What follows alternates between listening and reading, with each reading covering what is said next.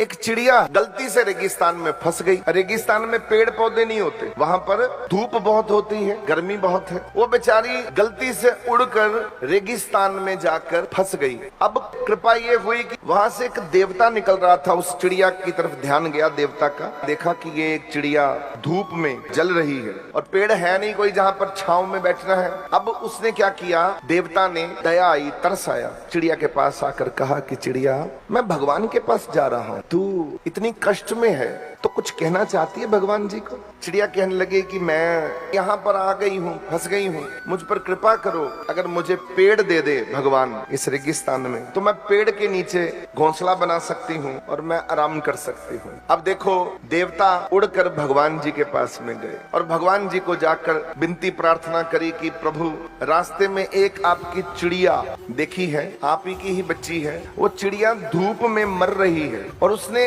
अरदास करी है कि रहना मैंने यही है, पर यहाँ एक पेड़ की व्यवस्था अगर भगवान कर दे तो बड़ी कृपा होगी। अब भगवान जी ने कहा कि रेगिस्तान में पेड़ कैसे उगा दूं मैं, पेड़ नहीं मैं उगा सकता, भूल जा। अब देवता ने कहा ठीक है, भगवान जी ने मुझे कहा भूल जा, तो मैं भूल गया। अब देवता वापस आने लगा तो भगवान देखो कितने करुणामयी है, दयाल है। कहते रुको देवता, चिड़ी के पास जाओ, चिड़ी को बोलो, ए चिड़िया, भगवान जी कहते हैं दुखी ना होया कर, जो भगवान जी ने दिया है उसका शुक्र मनाना और जो नहीं दिया उसका दुख नहीं मनाना। ये भगवान जी ने देवता को कहकर भेज दी। अब देवता आया तो चिड़िया को कहा कि चिड़िया, भगवान जी ने कहा है जो भगवान जी ने दिया है उसका शुक्र मनाना और जो नहीं दिया उसका दुख नहीं मनाना। अब देवता 1 साल के बाद वहां से फिर निकले। अब देखा तो इतना बड़ा पेड़ रेगिस्तान में और साथ में तालाब की व्यवस्था और ऊपर घोंसला चिड़िया का। चिड़िया तो वहां नजारे ले रही अपने बच्चों के साथ और वहां और भी चिड़िया आ गई। अब इतना देख के देवता सोच में पड़ गया, मैं भगवान जी से पूछूंगा, आपने मेरी प्रार्थना तो मानी नहीं, तो कौन देवता ने आकर और सिफारिश कर दी तो उसकी बात आपने मान ली।